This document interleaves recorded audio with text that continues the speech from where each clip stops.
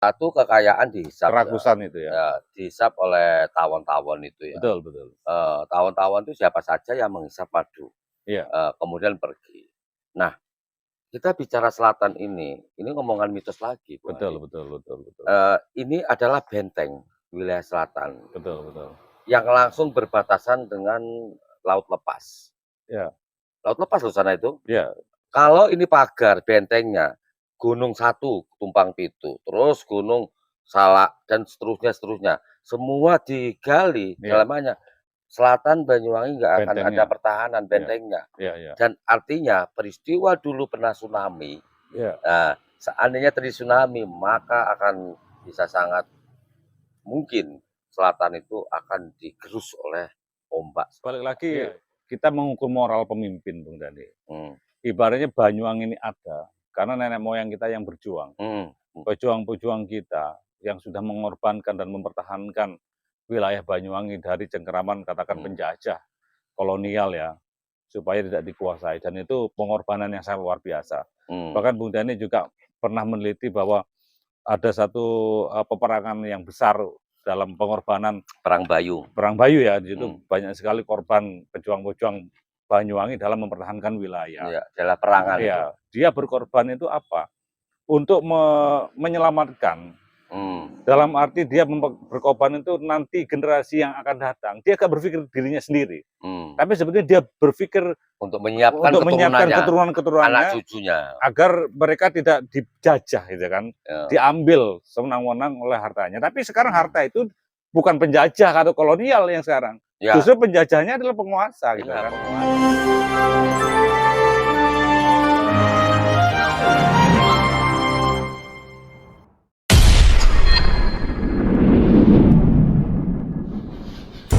Assalamualaikum warahmatullahi wabarakatuh. Waalaikumsalam warahmatullahi wabarakatuh. Pemirsa, kembali berjumpa dengan kami dalam sebuah acara yang Anda nanti ngobos di Kampung Aclak. Ngobos, ngopi bareng, Obrolan obrolan santai. santai. Aclak, Aliansi Cendekiawan Cendekiawan lare Lare kampung. Kampung. Siap. Wah, anak-anak kampung, orang-orang kampung, atau siapapun orang yang ada di kampung patut berbangga hati tentunya, Mas Andi Betul. ya.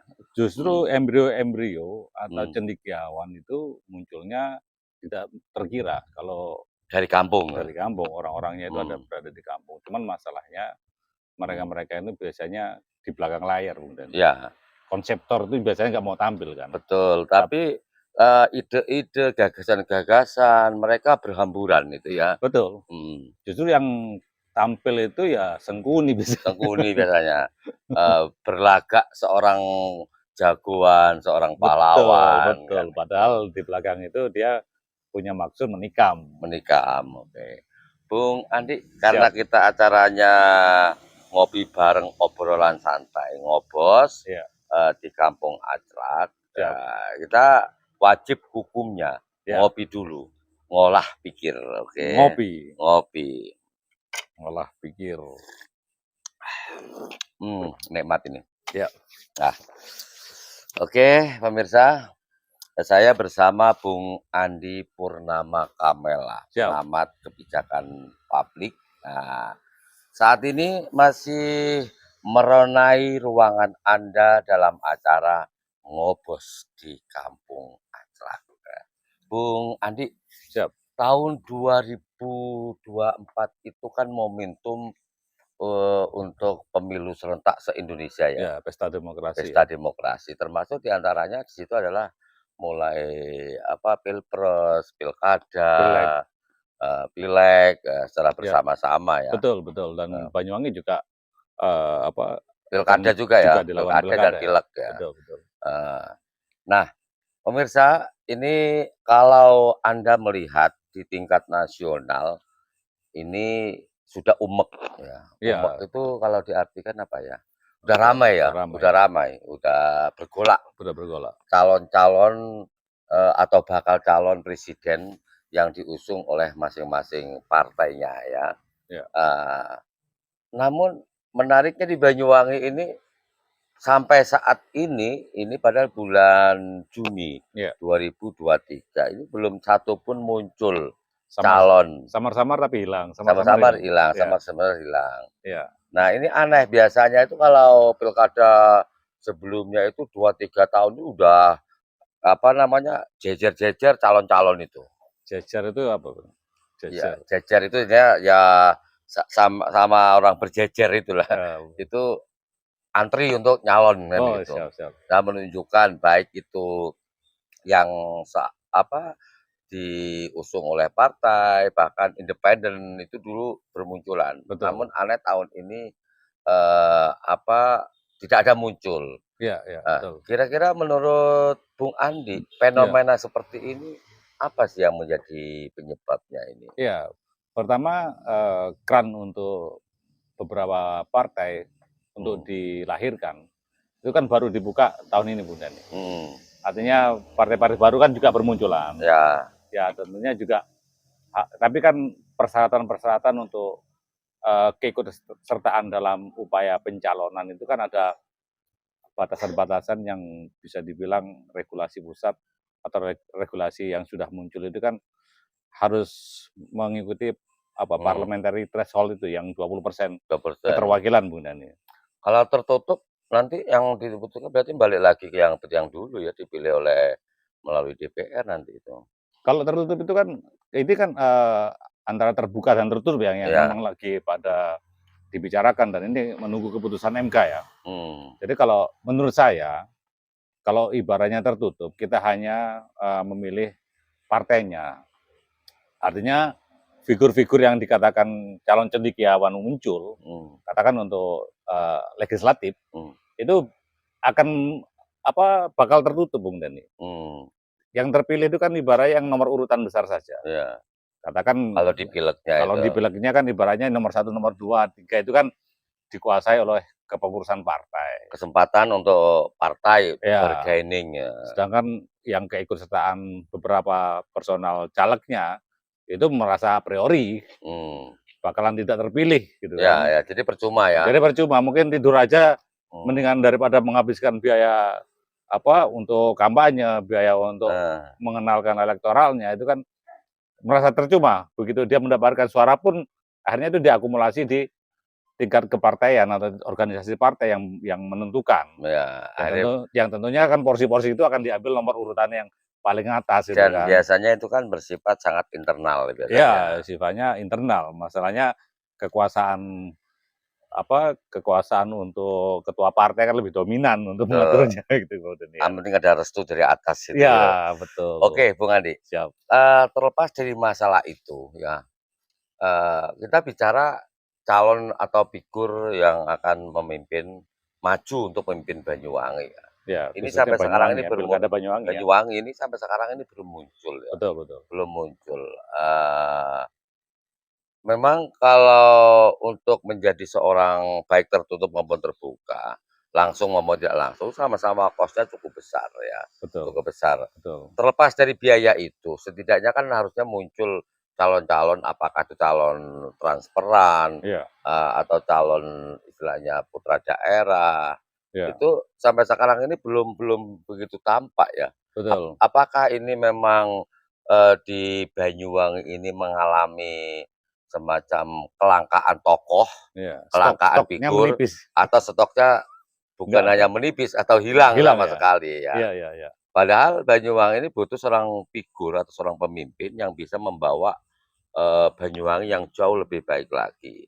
Betul, Nah, menurut betul. Bung Andi, kelangkaan figur-figur calon pemimpin Banyuwangi ini kira-kira yang menjadi penyebab utama itu apa kira-kira Ya itu? masalahnya keterwakilan untuk sebagai calon katakan pemimpin daerah ya, Hmm, itu kan dengan metode demokrasi yang sekarang itu kan ada survei elektoral bukan. hmm, Artinya survei elektoral itu ibaratnya dia harus berhitung hmm, calon yang akan diwakilkan menjadi calon pemimpin daerah hmm, itu juga tidak lepas dari survei yang menentukan elektoralnya masalahnya. hmm, Begitu dia tidak elektoral dan tidak populer, tidak hmm, populer, hmm. popularitas, artinya dia meraih keduanya itu, Hmm. mereka untuk mengadakan kegiatan menaikkan menaikkan rating atau Hmm. menaikkan keterpilihannya untuk si calon,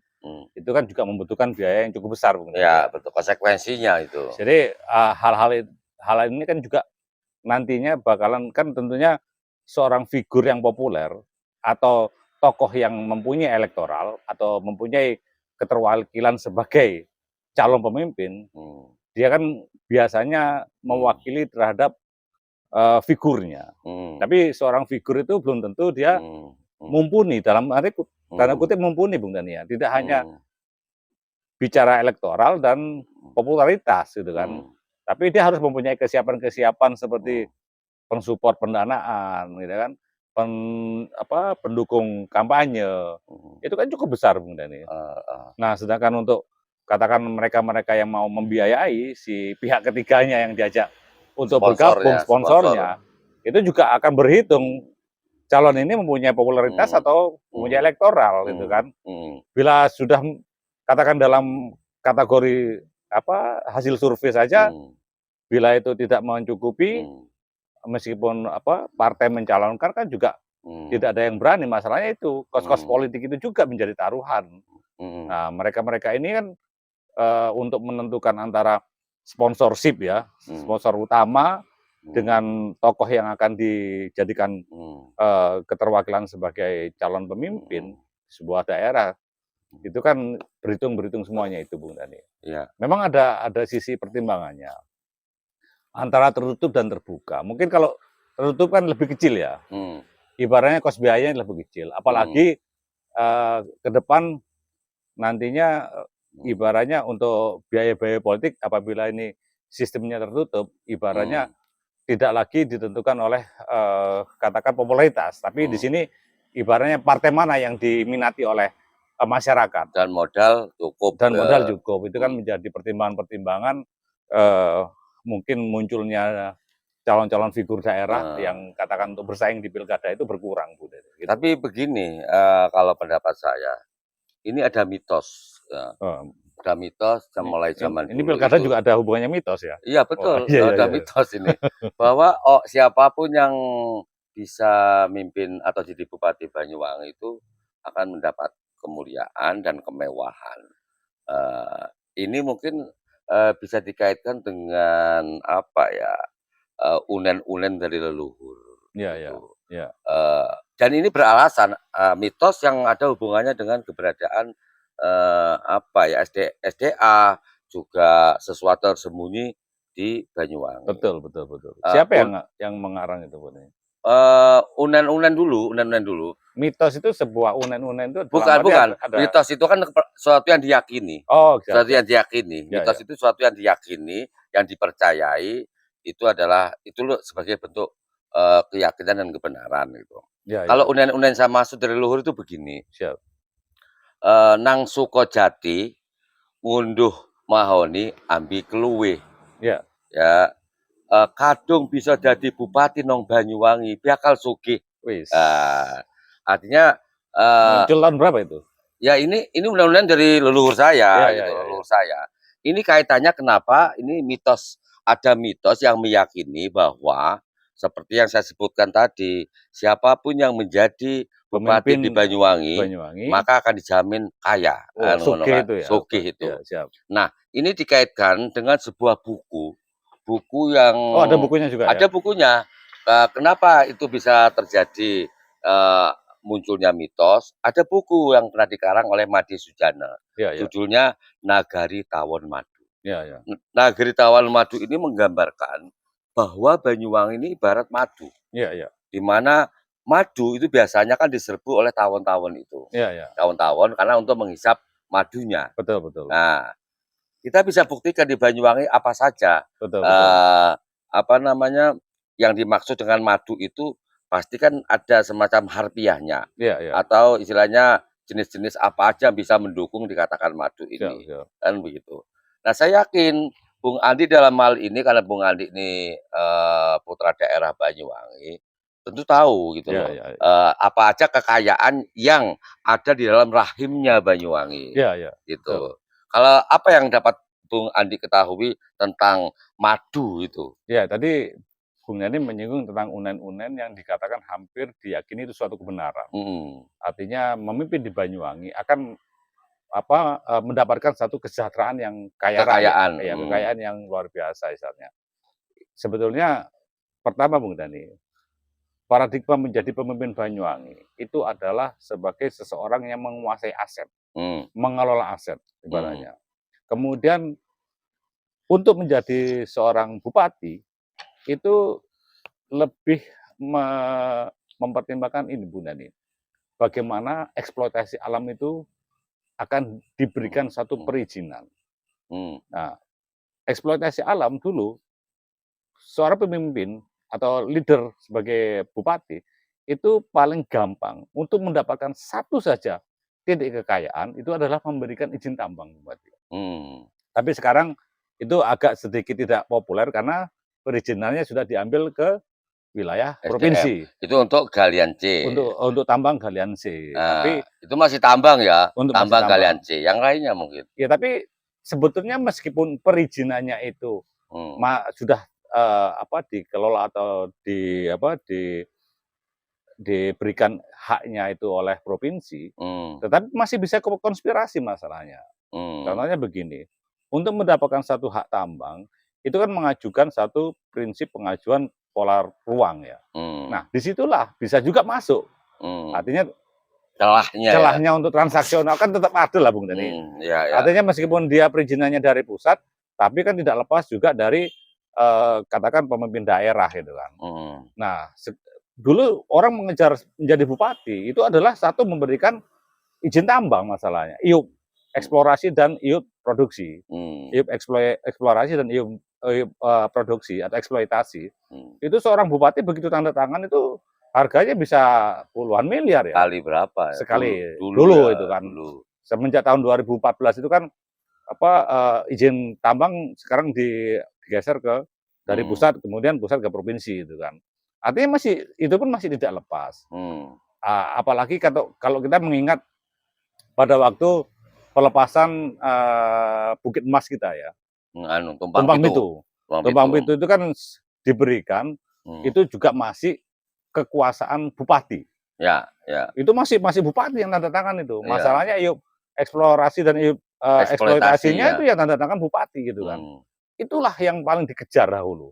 mhm, Apalagi jangan ibaratnya galian C aja udah melimpah ruah, heeh, apalagi itu tambang emas misalnya kan. heeh, Nah, kalau kita mengikuti kemarin, perjalanan sejarah tumpang emas yang dilepaskan, potensi tumpang emas itu, pada waktu itu kan kalau ada yang apa, menggeomagnetik ya, artinya mmm, mengukur terhadap potensi tumpang emas itu ratusan triliun Bung Dani. kadarnya ya, Ibaratnya hasil yang dapat dikelola menjadi emas mmm, itu punya potensi value atau kekayaan aset itu mmm, ratusan triliun, stok di dalam, stok di dalamnya. mmm, Ibaratnya hal ini kan tentunya menggiurkan mhm, seorang bupati memberikan izin eksploitasi atau izin iup operasi produksi. mmm, Begitu tanda tangan, ya sepertinya tanda tangan, tetapi cashback-nya dia kan menghitung value Bung Dani. iya betul, Kalau ibaratnya ini potensi ada 500 triliun, katakan tanda kutip itu 500 triliun tumpang emas itu. mmm, Ibaratnya cashback-nya itu kan di luar itu Bung Dani. mmm, Transaksionalnya bisa di luar negeri juga gitu kan. Nah, itu mmm, salah satunya.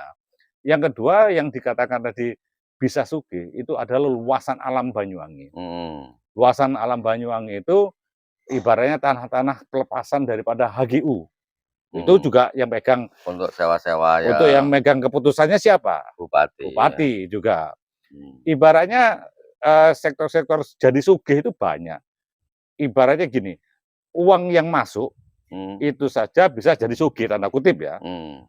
Uang yang keluar pun ibaratnya juga akan mendapatkan pundi-pundi di situ. Berarti filternya ini udah bisa keluar masuk berarti filternya ya? Filternya keluar masuk, artinya begini, kalau yang berkaitan uang masuk, itu adalah ibaratnya, potensi pemasukan daerah, itu seharusnya katakan porsinya 100%. Mmm, Tapi dengan kong kali kong atau dengan permainan, kekuasaan, itu yang masuk cuma 50%. mmm, Itu sangat mungkin karena penerimaan, cashback-nya kan di belakang Bung Deni. mhm. Nah, kemudian apa?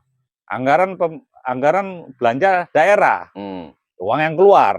Hmm. Nah, itu juga ada isu-isu fee project lah, Hmm. kemudian ya UPT lah, kemudian belum lagi daripada anggaran-anggaran kedinasan. Tapi itu kan dalam hal ini bupati tidak bisa bermain sendirian kan? Oh iya, yang namanya Jamaah, permainan korupsi itu kan ibaratnya masif dan berjamaah. berjamaah itu kan, Hmm. masifnya itu ibaratnya permainan itu pasti akan diketahui sebetulnya. Hmm. Mereka-mereka yang bermain itu sebenarnya kalau seseorang mendapatkan jabatan tanda kutip Hmm. seorang kepala dinas itu ada isu yang mengatakan miring lah ibaratnya berani setor berapa. Nah, itu juga Untuk menjabat itu untuk ya. menjabat itu. Karena apa? Berkaitan dengan Hmm. PA atau Hmm. penggunaan anggaran. Hmm. Misalkan anggaran dinas ini cukup besar misalkan kan. Berarti berani berapa itu apakah itu berkaitan dengan upeti-upeti yang harus disetorkan atau bagaimana? Iya, pastinya anekdot daripada bukan rahasia umum lagi, udah bukan Hmm. rahasia ini ya, udah jadi cerita Hmm. umum.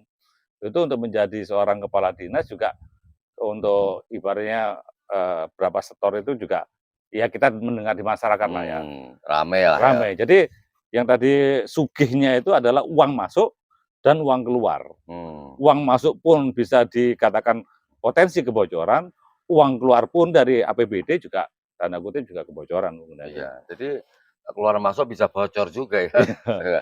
Tapi begini, Bung Andi, seperti tadi disebutkan masalah kekayaan yang dimiliki oleh Banyuwangi ya, ya, semacam tumpang pitu. Tumpang pitu itu sebenarnya pengertiannya secara mitos juga ini ya, ya, yang digali sekarang ini, itu adalah merupakan titik, eee, apa ya, semacam pagar terakhir atau tembok terakhir tentang adanya gumpalan-gumpalan emas di perut bumi. ya, ya, Ini pengertian tumpang pitu itu berarti ada 7 tumpang ya. yang di dalamnya itu 7 ada gunungan ya, 7 gunung. 7 gunungan. Artinya sekarang ini tumpang pitu yang digali itu yang ketujuh. Iya, iya, Berarti yang keenam, kelima, keempat itu masih ada. iya, iya, Dan betul. itu, berbentuk memagar gitu. Iya, barisan itu. Barisan Betul, itu betul. di titik tertentu, Iya, sampai nanti di arah perbatasan ke Jember nanti iya, itu. iya, iya. Nah, di sini, eee, seperti karya Made Sujana itu kan sempat lama dicekal, nggak boleh Oh, apa, di longsing ya. iya. Akhirnya ninggal, terus yang apa, untuk melongsing itu, untuk hari beda itu hanya istrinya waktu itu ya, Oh, yang melongseng beberapa tahun yang istrinya ya, lalu, betah bukunya ya. ada bukunya. Siap. Nagari Tawon Madu, Ya, Banyuwangi ini digambarkan oleh Made Sujana sebagai sebuah negeri ya, yang penuh dengan madu. betul, betul. Nah, yang justru yang saya khawatirkan begini, Bung Andi, karena Banyuwangi ini banyak sekali terdapat, sudut-sudut madu yang menggumpal, Ya, ya, betul. yang saya khawatirkan justru madunya itu hanya dihisap saja, Betul. habis menghisap kemudian pergi. Iya, iya. Nah, Banyuwangi diabaikan, dilalaikan, tidak dibangun, sesuai dengan madu yang sudah dihisap tadi. Betul. Artinya pengertiannya begini, eee tawon yang menghisap madu ini adalah tawon habis habis menghisap madu langsung pergi lagi Iya, ke iya. tempat yang lain. Iya, iya. Banyuwangi tetap begini-begini saja. Betul, betul, Nah, betul. artinya di sini bahwa membutuhkan orang yang memahami filosofinya itu bagaimana bahwa, Banyuwangi ini seperti yang digambarkan oleh Menak Jinggo, Betul, betul. yaitu merupakan gada berwarna kuning atau emas. Emas itu. Banyuwangi itu sebenarnya penuh kejayaan, penuh keemasan, Betul, betul. dan banyak tambang-tambang emas. Leluhur kita pasti udah tahu semua itu, berharap semestinya itu bisa untuk, satu untuk memajukan Banyuwangi, dua untuk mensejahterakan, apa namanya, rakyat Banyuwangi. Betul. Nah, saya kalau ngomong begini kadang terbawa gitu Iya, loh, betul, betul. terbawa. Kita juga merasa Mmm. merasa miris ya. Artinya masyarakat Banyuwangi memiliki lahan yang begitu luas. Luas, betul. Kemudian bentang Mmm. alam berupa katakan pegunungan Mmm. sampai daratan sawah, ladang dan kebun Berlimpah ruah. berlimpah ruah. Tetapi ini mirisnya tidak menjadi pola-pola kesejahteraan kepada Mmm. masyarakatnya. Mmm. Artinya kenaikan antar antara pendapatan dari pengelolaan lahan yang atau potensi sumber daya alam yang sangat besar ini, ternyata kita tidak dari bagian untuk menikmati itu masyarakatnya. Tetapi hanya tanda kutip, madu ini bergerombol, kemudian hanya kroni pergi gitu. Iya, habis dihisap dia pergi. Itu yang mungkin dan diambil untuk bawa pergi. Iya, itu juga ibaratnya kekayaan itu dibawa keluar, tidak berputar di dalam ini. Apalagi itu hanya sifatnya kelompok dan perorangan yang memanfaatkan itu. Itu yang menjadi kemirisan masyarakat Banyuwangi. Katakan yang paling hangat itu adalah isu gunung yang tumpang tujuh itu, gunung tujuh itu ya. Itu juga menjadi kemirisan juga. Kalau kita bicara potensi, katakan deretan itu adalah semua emas, sampai ke katakan ke mendekati wilayah Jember, tetapi ternyata kemaslahatannya atau daripada ekonominya ternyata dalam 10 tahun ini tidak meningkat juga. Iya. Ibaratnya orang mendapatkan katakan UMR masih tertabung Dani. Kemudian pendapatan pendapatan domestik bruto ya. Satu orang itu untuk di Banyuwangi dalam 1 tahun itu tidak lebih daripada kalau nggak salah 27 juta atau 30 juta. Dibagi 12. Itu ibaratnya pendapatan. Kalau ibaratnya dibagi 12 itu kan nggak sampai 1 juta. Ya 1 jutaan lah katakan. Ya, itu kan ibaratnya dari kelayakan upah hidup kan tidak mencukupi. Iya, per kapitanya juga tidak terpenuhi. UMR kita 10 tahun dari sekarang, katakan 10 tahun yang lebih ini ya, ternyata juga gak beranjak juga UMR kita. Iya. Kemudian daya beli masyarakat menurun. Iya, daya beli masyarakat apalagi yang sekarang itu menurun. Padahal kita nagari tawon madu. Padahal kita negeri tawon madu ya. Nagari yang dihisap oleh negeri yang dihisap kekayaannya gitu kan. Seolah-olah kan oleh tawon tadi kan. Tapi tawonnya ini tanda kutip tawon yang hanya memanfaatkan kepentingan sekelompok saja gitu kan. Hanya menghisap madunya. Hanya menghisap madunya. Ini harus dipertanyakan. Pemimpin-pemimpin yang ada di Banyuwangi secara etik moralnya harus dipertanyakan. Mereka punya giro untuk membawa kesejahteraan dan kemaslahatan daripada umat Banyuwangi apa enggak gitu kan. Kalau seandainya kita review 10 tahun lebih ini. Iya, 10 tahun ke belakang ini ternyata tidak membawa dampak signifikan gitu kan. Tapi begini Bung Andi, sebenarnya saya memaknai dari buku karya Madi Sujana Nagari Tawon Madu itu, saya justru merasakan sesuatu yang mengerikan. Ya. Mengerikannya begini. Ini ibaratnya daerah selatan, ini pojokan. Daerah selatan Banyuwangi. Banyuwangi yang ketujuh. Yang ketujuh ini Tumpang Pitu. Iya. Masih ada 7. Iya. Ini habis. Pindah lagi. Mungkin berhenti? Betul. Enggak akan. Pasti akan pindah. Dia akan merasa haus terus sebenarnya. Betul. Satu kekayaan dihisap. Kerakusan itu ya. Dihisap oleh tawon-tawon itu ya. Betul. Tawon-tawon itu siapa saja yang menghisap madu. Iya. Kemudian pergi. Nah, kita bicara selatan ini ngomongan mitos lagi. Betul.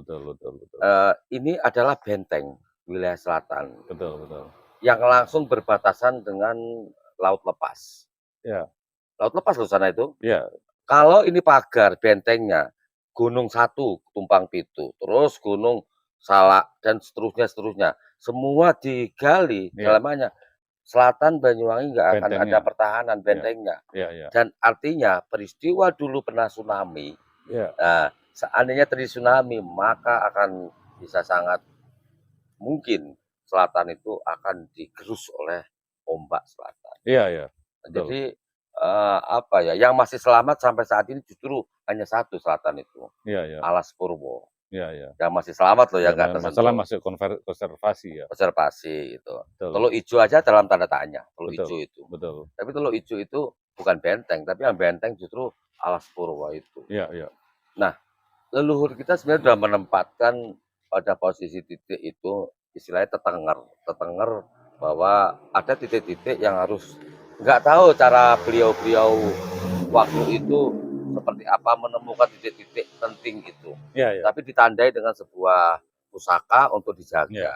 Tapi sekarang ternyata udah digali begitu dalam, diambil kekayaannya, dihisap madunya. Iya, betul. Dan kita tinggal rumahnya kosong melompong tanpa madu. Betul. Nah, artinya kita balik ke seorang calon pemimpin untuk menyelamatkan. Balik lah. Iya, menyelamatkan itu. Kembali. Nah, balik lagi atau kembali untuk Merestorasi ya.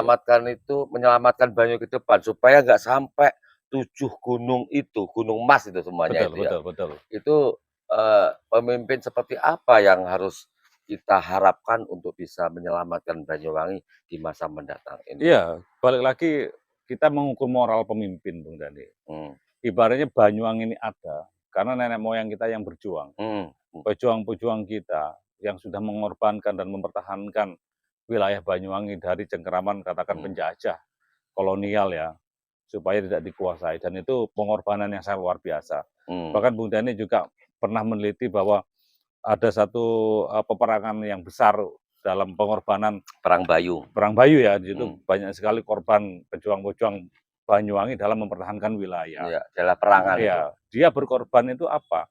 Untuk menyelamatkan, mmm, dalam arti dia berkorban itu nanti generasi yang akan datang, dia gak berpikir dirinya sendiri. mmm, Tapi sebetulnya dia berpikir untuk menyiapkan untuk menyiapkan keturunannya, anak keturunan-keturunannya cucunya, agar mereka tidak dijajah gitu kan, ya, diambil sewenang-wenang oleh hartanya. Tapi sekarang mmm, harta itu bukan penjajah atau kolonial yang sekarang, iya, justru penjajahnya adalah penguasa gitu iya, kan. penguasa sekarang penjajah ya. Penjajah yang ibaratnya itu sekarang rambutnya hitam, Ya, rambutnya hitam bukan gitu. begini Bung Andi, memang kalau leluhur kita itu berjuang itu untuk demi anak cucu. Betul, Nah, pengorbanannya luar biasa.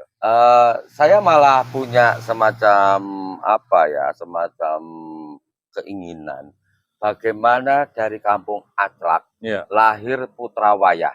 Tahu Putra Wayah ya? belum, Putra wayah itu apa? Wayah itu artinya sosok yang ditunjuk sebagai penerus dan penyelamat. Iya, betul, Disebut namanya Putra Wayah. betul betul. Putra Wayah itu ya generasi yang akan meneruskan dan menyelamatkan kepentingan leluhur Betul itu. betul betul. Memang kalau kita bicara, feodal ya, Iya feodalisme, iya, yang bisa menyelamatkan, yang bisa menjaga, yang bisa memelihara dan sekaligus memajukan itu adalah orang-orang yang ada hubungannya emosional dengan daerah tersebut. ya pasti Bu, jadi Eee, Giro ya, semangat Giroh, Giro. eee, jadi artinya kalau para leluhur kita dulu berjuang itu demi harkat martabat, Iya eee, nah kalau sekarang yang kami temukan pemimpin ini justru mencari kekayaan sendiri-sendiri dengan iya iya, mengabaikan betul. daerah yang dan rakyat yang dipimpinnya. Iya, betul benar, betul. Nah, Hal ini kan ibaratnya begini, konsep dalam pengelolaan ekonomi oleh leader yang dikatakan leader-leader Banyuwangi, itu sekarang sudah melenceng